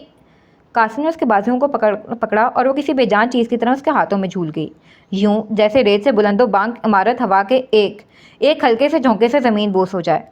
उसके हाथ में पकड़ा कागज़ का टुकड़ा ज़मीन पर जा गिरा था और उसकी बहन उसके बाजुओं में बेवजूद हो गई थी। वो इतना कमज़ोर तो नहीं था, मगर बहन के बेसुध वजूद को उठाना वो बहुत कमज़ोर था। वो नहीं जानता था उसने अंजला को उसके कमरे तक कैसे पहुँचाया था। डॉक्टर ने उसे ड्रिप लगा दी थी। वो शदीद जहनी दबाव का शिकार थी। कुछ था जो वो बर्दाश्त नहीं कर पाई थी। और वो क्या चीज़ थी? वो गिरते वक्त उसके हाथ में पकड़े कागज़ के रंग से ही पहचान चुका था। उसने वो कागज़ किसी और के हाथ लगने नहीं दिया था। उसने हारिब को मना किया था, वो नहीं माना था। उसने हारिब को कितनी ही बार कॉल मिलाई मगर उसने नहीं उठाई। अगर उठा लेते या उसके सामने आ जाता तो वो मार मार कर उसकी दुर्गत बना देता। डॉक्टर के जाने के बाद वो हारिब का पूछने महमूद साहब के घर चला आया। महमूद साहब को भी उसके बारे में लाइम देखकर उसके गुस्से का ग्राफ बढ़ चुका था। अब अगला सीन। वो शिकस्त खुर्दा चाल चलता जिस वक्त अपने फ्लैट में दाखिल हुआ। इस वक्त पूरे फ्लैट में हू का आलम था। हर जानिब अंधेरा था, इस कदर अंधेरा कि अपना दूसरा हाथ भी दिखाई नहीं पड़ रहा था। उसे अब रोशनी की ख्वाहिश भी कहाँ रही थी। अब तलाशने को कोई चेहरा भी तो नहीं रहा था। उसे लगता था अगर वो उसके साथ है तो सब ठीक है। उसके साथ की उम्मीद थी, गोया दोनों जहानों के मिल जाने की आस थी। अब जब वो साथ नहीं थी तो उसका गम भी दोनों जहानों के छिन जाने सा था। वो अपने कमरे में आ गया और ज़मीन पर बैठते साथ ही बेड के साथ पश्च टिकाए सर को पीछे गिरा दिया। आंखें बंद करते ही उसकी दाएं आंख से आंसू बह गया। उसके बाप ने कभी उसकी माँ का तासुर उसके सामने बुरा नहीं बनने दिया था। वो हमेशा उसे समझाते आए थे कि उसकी माँ ने अपना हक इस्तेमाल किया। फिर आया वो उसके शौहर उससे मुत्तफिक थे या नहीं ये मायने नहीं रखता था, मगर उसके ख्याल से एक माँ को इस बात का ख्याल रखना चाहिए था कि उसकी ज़िंदगी के फ़ैसले उसकी औलाद पर कैसे असरअंदाज होते हैं। और बाप को भी। उसके बाप ने तो कभी उसे अकेला नहीं छोड़ा था, मगर माँ, वो उसे उसके बाप के हवाले करके चली गई थी, यूँ जैसे कोई उनसियत ही ना हो। पहले उसके माँ बाप के बेजोड़ रिश्ते ने और फिर इस बेजोड़ रिश्ते की ज़िद में लिए गए फ़ैसलों ने उसकी ज़िंदगी पर कुछ इस तरह असर किया था कि वो खुद भी महसूस नहीं कर पाया था। उसकी तबीयत में शिद्दत पसंदी और कहीं ना कहीं बागीपन भी ऊद आया था, मगर अंजला के मुकाबले वो सभी अनासिर घुटने टेकते चले गए। वो खुद भी खुद के लिए इतना अहम नहीं रहा था जितनी वो उसके लिए अहम हो चुकी थी। उसे अभी इस वक्त समझ आ रहा था, मोहब्बत सबसे पहले अना पर वार करती है। वो हार गया था और उसे हराने वाली उसकी मोहब्बत थी। उसने अपने दाएं हाथ की पश्च से बाएं आंख को रगड़ा।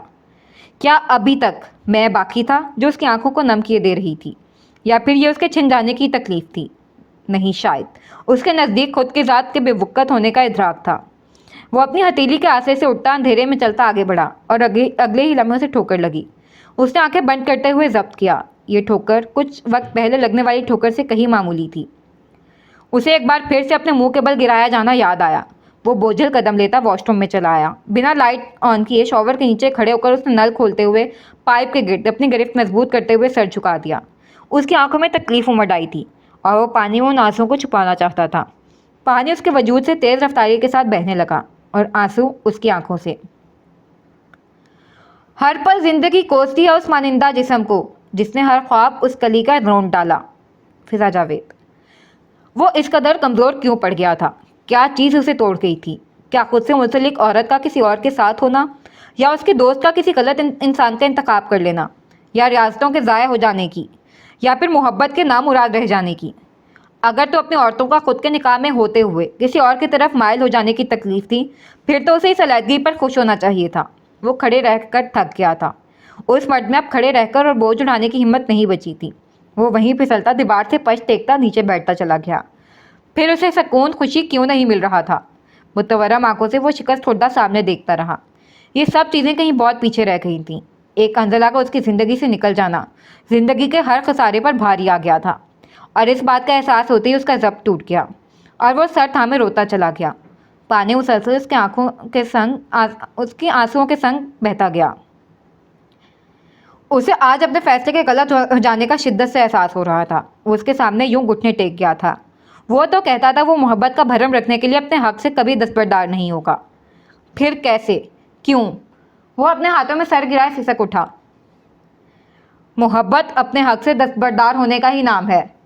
उसने बिल आखिर अपने जहन से तस्लीम कर ही लिया था। अब अगला सीन। वो खुद को संभाल चुकी थी। कम से कम घर वालों को यही महसूस हो रहा था। कासिम और लरेब सुबह शाम उसके पास डेरा डाल गए थे। तायाब भाभी ऑफिस जाने से पहले, ऑफिस से आने के बाद भी उसकी जानिब ज़रूर आते। कासिम उन्हें कमाल साहब और अंजला के बीच होने वाली कशीदगी का बता चुका था, लेकिन उसने फरीन बेगम को अंजला और हारिब की तलाक के बारे में नहीं बताया था। उसने उनके 1000 बार पूछने पर भी यही कहा था कि वो नहीं जानता। शायद चचा की वजह से परेशान थी। वो खिड़की के पास पड़े सोफे पर बैठे उसकी ढोल पर अपने बाजू पर अपना सर रख के खिड़की से बाहर देख रही थी। हर चीज़ कितनी रंगीन होकर भी कितनी बेरंग थी। इंसान को कैसे किसी एक शख्स की आदत हो सकती है जिसे वो सारी उम्र बुग़्ज़ पालता आया हो? कैसे किसी ऐसे शख्स से मोहब्बत हो सकती है जिसके लिए दिल में हमेशा बदगुमानी रही हो? कैसे किसी एक शख्स के जाने से दुनिया तारीख हो सकती है? ऐसा कैसे मुमकिन है महज एक शख्स के चले जाने से गर्दिश कायनात थम जाए? सबकी तो नहीं, मगर मुहिब की ज़रूर थम जाती थी है। जब वो बचपन में जुदा हुआ था तो दिल को बहला लिया था कि वक्त कभी ना कभी उससे मिलवा देगा, और वो उसे वैसे ही छोड़ देगी जैसे उसने छोड़ा था। वैसे ही उससे फासला कर लेगी जैसे उसने फासला कर लिया था। किस लिए? उससे बदला लेने के लिए? क्या उसे सच में उससे बदला लेना था? उसकी नज़रों में खुद को गिरने से बचाने के लिए, या महज अपनी अना के लिए, अपना सर ऊंचा रखने के लिए? अगर मैं तुम्हारी नज़रों से दूर हो जाऊं तो क्या जुदाई का ख्याल दिल से निकाल दोगी? उसने अंजला के अलहदगी के मुतालबे पर उससे कहा था। रूबरू आने की सूरत में जुदाई की धमकी पर वो अपना रास्ता मोड़ लेने पर तैयार हो गया था। उसकी अना के बदले वो अपने दिल का सौदा करने पर भी तैयार हो गया था, और अब जब वो अपने कदम वापस लेना चाहती थी, वो मंजर से गायब हो चुका था। वो खिड़की से बाहर देखती अपनी सोचों में गर्क होती एक बार फिर से माजी में उतर गई। वो उसको अपनी सुनाकर जा चुका था। अंजला को महसूस हुआ शायद वो भी उसी की तरह शौक के आलम में था जब ही ऐसी बातें कह गया। वो एक ऐसा वक्त था जहाँ पहले कभी दिल पर चोट नहीं लगी थी। चोट नहीं लगी थी तो अपने चाहने वालों के कदमों में पड़कर रोकने की आदत भी थी। उसको भी रोकने के लिए वो उससे रब्ता करने की कोशिश कर रही थी, और फिर उसके फ़ोन न उठाने पर वो हमदानी हाउस आ गई। अंजला को लाउंज में ही बैठा दिखाई दे गया। वो उसके सामने आकर खड़ी हो गई। क्या हुआ है यार, तुम मेरा फ़ोन क्यों नहीं उठा रहे? वो अब उसके मूड से खासी बेजार दिखाई दे रही थी। मुझे किसी के साथ कोई बात नहीं करनी, उसने नरूठेपन से कहा। मगर क्यों? वो झुंझुला गई। अजीब जिद थी। मुझे तुम्हारे जैसे डिप्लोमेट लोग पसंद नहीं। वो बगैर उसकी जानिब देख रहा था, जबकि वो तो इसकी बात पर मुंह खोले उसे देखती चली गई। तुम कब से ऐसी हो गई? तुम्हें तो खुद मुख्तार होना था ना। तुम्हें ब्लैकमेलिंग से सख्त नफरत थी। क्या तुमने अपनी मॉम की ज़िंदगी से यही सब सीखा? उसका लहजा तुर्श हो गया। वो उसकी आंखों में देखते हुए अफसोस के साथ इस्तफसार कर रहा था। अपनी मॉम के हवाले पर उसके अंदर दर्द की टीस उठी। जिस एक चीज़ की वो किसी से उम्मीद नहीं कर सकती थी, वो हारिब के मुंह से अपनी माँ का हवाला था। पसंद तो तुम्हें भी बहुत कुछ था, फिर घुटने तो तुमने भी टेके ना। अंजला ने तंजिया कहा। मैं तुम्हारे साथ अभी कोई बहस नहीं करना चाहता, जाओ यहाँ से। वो अपनी तवज्जो वापस से स्क्रीन पर चलते फुटबॉल मैच की जानिब कर गया। किसी और को पसंद करते हो? हारिब ने सख्त तेवरिए उसकी जानिब देखा, जैसे वो उसे उस सवाल की तवक्को ना कर रहा हो। मगर वो कोई बहुत पुरानी नस्ल तो ना थी जो कोई सवाल करने से पहले झिझकती, और फिर बचपन साथ गुजारने के सबब किसी कदर बेतकल्लुफ़ी भी रही थी। तुम्हें लगता है मैं इसलिए परेशान हूँगा? ओह कम ऑन। फिर बस मैं नहीं चाहता तुम मेरे इंतज़ार में रहो और कल को मेरी तरजीहात बदल जाएं। मैं आज तुम्हारा दोस्त हूँ, हो सकता है कल को ना रहूँ, और वो भी तब जब तुम पास भी नहीं होगी। बाज़ औक़ात बचपन की दोस्तियाँ बचपन के साथ ही रुखसत हो जाती हैं। बहुत गलत फ़ैसला किया है हमारे बड़ों ने, बहुत गलत। अंजला कुछ पल खामोश खड़ी रही। तो क्या वो वहाँ जाकर उससे कोई राब्ता रखने वाला नहीं था? क्या वो जाने से पहले उसकी और अपनी दोस्ती ख़त्म करके जा रहा था? वो खुद ही सब सोच कर रह गई। तुम्हें मेरे लिए परेशान होने की ज़रूरत नहीं है। जब इंसान बदलते हैं तब वक्त और हालात भी बदल जाते हैं। मुझे भी उम्मीद है तब तक मेरे हालात इतने बेहतर हो ही चुके होंगे कि मुझे ना तुम्हारी, ना बाबा की और ना किसी मर्द की ज़रूरत रहेगी। मैं तब तक खुद कफील हो चुकी होंगी। अगर ना भी हुई तो इतनी काबिल ज़रूर हो गई होंगी कि अपना ख्याल रख पाऊंगी। और मैंने यही अपनी माँ की ज़िंदगी से सीखा है। तुम्हें अपनी तरजीहात का बदलने का भी इंतज़ार करने की ज़रूरत नहीं। तुम्हारा जब दिल चाहे तुम हमारे रिश्ते से, हमारी दोस्ती से इनकारी हो सकते हो। तुम्हारे लिए इतनी छोटी बात है? हारिब हैरान हुआ। इतनी बड़ी भी नहीं है जितनी तुम बना रहे हो। Have a safe flight. वो अपनी कहकर वहाँ से चली गई और जाते जाते वो आसान लफ्ज़ों में उसे बता गई कि उसे अलविदा करने भी नहीं आएगी। हारिब ने उसके पीछे से जाने कौन कौन सी चीज़ पटकी थी जो अंजला ने अपने पीछे से धड़ाधड़ चीज़ों के टूटने की आवाज़ सुनी थी, मगर वो पलटी नहीं थी, बल्कि आगे बढ़ती चली गई। वो दोनों ही ज़िंदगी की उस मंजिल पर थे जहाँ जज्बात पर कच्ची उम्र का जोश गालिब आ जाता है। फिर वो चला गया। वहाँ जाकर जब वो संभला था, उसने जाने कितनी बार अंजला से बात करने की कोशिश की, मगर जाने से पहले जो हुआ था उसने अंजला के दिल में गिरा बांधी थी। उसे हारिब की मॉम के इंतकाल का भी पता चला, जाने फिर भी क्यों उससे बात नहीं कर सकी। उसे किसी सूरत ये तासुर नहीं देना था कि अब भी वो किसी की आस पर है, या उसे वो भी याद है। कासिम उसके सोफे पर इस कदर जोर से आकर गिरा कि जो माजी में पहुंची हुई थी सोफे से उछली पड़ी। क्या सोच रही हो? वो धीमा सा मुस्कुराते हुए नफ़ी में सर हिला गई। जबकि तुम्हें देखकर लग रहा है तुम जल्दी न्यूटन की तरह कोई नई तहकीक पेश करने वाली हो। उसने कहने के साथ ही अंजला के बालों को पकड़ते हुए उछाला। लेकिन मुश्किल है, तुम्हारे बाल खासे काले हैं और प्यारे भी। हाय अंजला बाजी, जल्दी से कुछ खिला दें। लारेब बेहाल होती उनके सामने सोफे पर ढह गई। बड़ी मुश्किल से अम्मा से जान छुड़वा कर आई हूँ। कहीं तुम फिर से अम्मा को अपनी ओवन वाली चाय तो नहीं पिलाई? कासिम के पूछने पर वो हंसते हुए हाँ में सर हिला गई। बताएं ना क्या खिला रही हैं? वो फिर से अंजला के गिर्द हुई। एक काम करते हैं, आइसक्रीम खाने चलते हैं, वो भी कासिम भाई की तरफ से। मौसम भी कितना अच्छा हो रहा है। हैं किस खुशी में? वो फ़ौरन से बोला। नहीं लाबी, आज नहीं, फिर किसी दिन। तुम बताओ, शाही टुकड़े बनाए हैं, खाओगी? अरे वाह, ये तो हारिब भाई को भी बहुत पसंद है ना? लादेब ने जोश से हाँ में कहा। अब हारिब को पसंद है इसका मतलब ये है कि किसी और को पसंद नहीं आ सकते? कासिम ने तिनक कर कहा। तुम बैठो, मैं लेकर आती हूँ। अंजला अपना जूता पहनती वहाँ से उठ गई। कासिम ने पीछे से लारेब को घूरा। उसने सवालिया अंदाज में अपने सर को जंबिश दी। तुमसे किसने पूछा है हारिब को क्या पसंद है क्या नहीं? आइंदा फजूल में उसका जिक्र करने की ज़रूरत नहीं है। आपने कहा और मैंने मान लिया। वो उसका मजाक उड़ाती वहाँ से अंजला के पास भाग गई। अब अगला सीन। वो घर से निकलता फ्लैट पर चला तो आया था, मगर निकलते वक्त वो जज्बाती था और जज्बातियत में अपना लैपटॉप उठाना भूल गया था। उसका भी घर जाने का कोई इरादा नहीं था। अगर उसने पेपर साइन करके दे दिए हुए तो नहीं, वो अभी नहीं जा सकता था। उसने घर जाने का इरादा तर्क करते हुए महमूद साहब को कॉल करके अपने लैपटॉप भेजने की दरख्वास्त करने का इरादा किया, मगर वो तो जाने क्यों मुसलसल उसकी कॉल काट रहे थे। वो भी अपने नाम का ही एक था। तब तक कॉल मिलाता रहा जब तक उन्होंने उठा नहीं ली। अस्सलाम वालेकुम। उन्होंने कदरे ज़ोर से कहा। क्या मालूम हल्की आवाज़ में कहा गया। तारों में ही अटक जाए। कब से आपको कॉल्स कर रहा हूँ, आप फ़ोन क्यों नहीं उठा रहे? मैं तुम्हारा नौकर हूँ कि जब तुम कॉल करोगे फ़ोन उठाना पड़ेगा मुझे? हारिब ने फ़ौरन को कान से हटाते हुए देखा। क्या हुआ है डैड? जिसकी औलाद तुम्हारे जैसी हो उसे कुछ ना कुछ हुआ ही रहता है। इससे अच्छा था आप फ़ोन ना ही उठाते, उसने कहा था और सामने से फ़ोन रख दिया। हारिब ने तब कर मोबाइल को देखा और फिर से कॉल मिलाई। उफ डैड, आपने कॉल क्यों काटी? तुम्हें ये खुशफहमी क्यों है कि मैं तुम्हें जवाब दे हूँ? मेरा फ़ोन मेरी मर्ज़ी। ओके ओके, जैसा आपका दिल करे, उसने कहा। फिर फ़ौरन से बोला, फ़ोन ना बंद कीजिएगा, जल्दी कहो, मैं मसरूफ़ हूँ। मेरा लैपटॉप वहाँ रह गया है, मुझे ऑफिस की ईमेल्स देखनी है, आप वो तो किसी से भिजवा दें। क्यों, तुम्हारे पाँव में मेहंदी लगी है जो खुद नहीं आ सकते?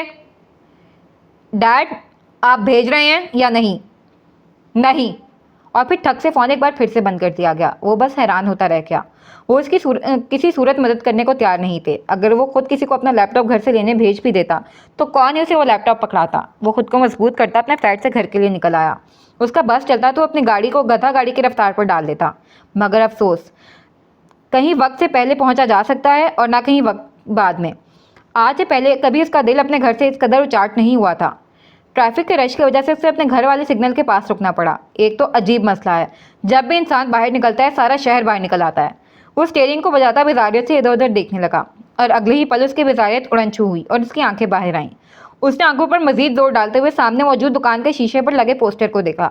उसे महसूस हुआ शायद वो सही से देख नहीं पाया। उसने अपनी आंखों को मसला, मगर तस्वीर उसी की रही थी जिसके नीचे मोटे मोटे अल्फाज में एक तहरीर दर्ज थी। इसको जहाँ कहीं देखें इस नंबर पर इतला दें। और नंबर वो कासिम का था। पूरी की पूरी फैमिली ही अजूबा थी। मजीद हैरानी उसे कासिम का नंबर के सामने अपने बाप के नंबर लिखा देख कर हुई। सिग्नल खुलने पर उस गाड़ियों के हॉर्न ने ज़मीन और आसमान हिला दिए थे। वो भी गुस्से से गाड़ी आगे बढ़ा गया। घर पहुँचते वो तेज़ तेज़ कदमों से अंदर आया। महमूद साहब सामने बड़े मज़े से टीवी पर कोई टॉक शो देख रहे थे। डैड, ये क्या हरकत है? कौन सी? आप जानते हैं आपने मेरी गुमशुदगी के इश्तिहार दे दिए हैं। वो हवन्नक बना खड़ा था। जब औलाद लापता होगी तो वालिदैन इश्तिहार ही देंगे। वो रिमोट उठाते आवाज़ बढ़ा गए। I can't believe you just did this. I also can't believe you just divorced Angela. वो कुर्सी की पच से अपना स्वेटर उठाता आगे बढ़ गया। इतने दिनों में किसी ने उसके स्वेटर को भी उठाने की जहमत नहीं की थी। अंकल, किधर है आपका बेटा? कासिम उसे घर के अंदर दाखिल होता देखकर ही वहाँ हाथ पहुँचा था। अपने कमरे में है। दो दो हाथ हो जाए तो आपको बुरा तो नहीं लगेगा? उसने उनकी इजाज़त चाही। उन्होंने बड़ी सहूलियत से नफ़ी में सर हिला दिया। अगर काबू आ जाए तो मेरी तरफ से भी लगा देना। उसने सर को खम दिया और हारिब के कमरे की जानिब चल दिया।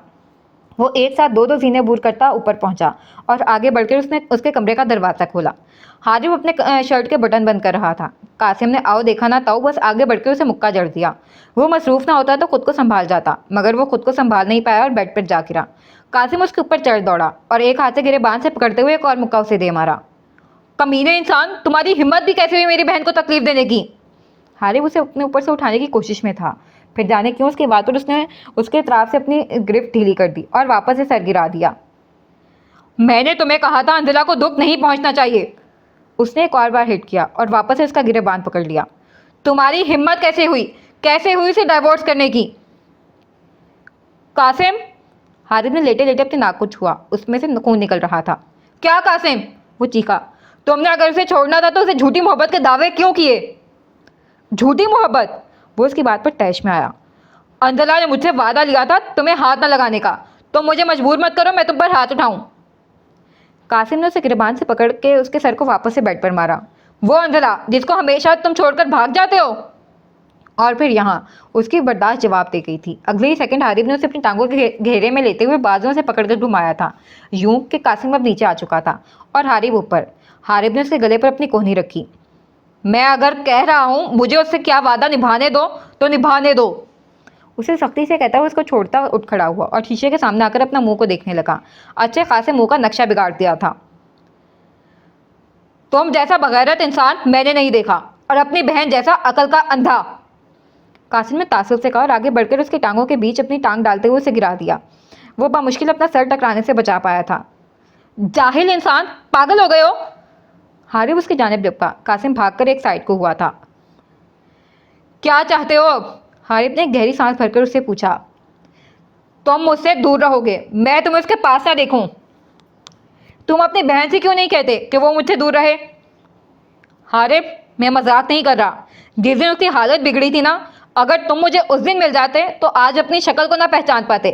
अब उससे दूर रहना, और तुम्हारा उसके पास आना बनता भी नहीं है। उसने उंगली उठाकर कहा। क्या हुआ है उसे?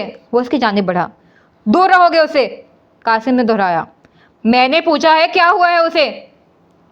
हारिब ने उसका गिरबान पकड़कर दरिश्तगी से कहा। वो अपना गिरबान उसके हाथ से छुड़ा गया।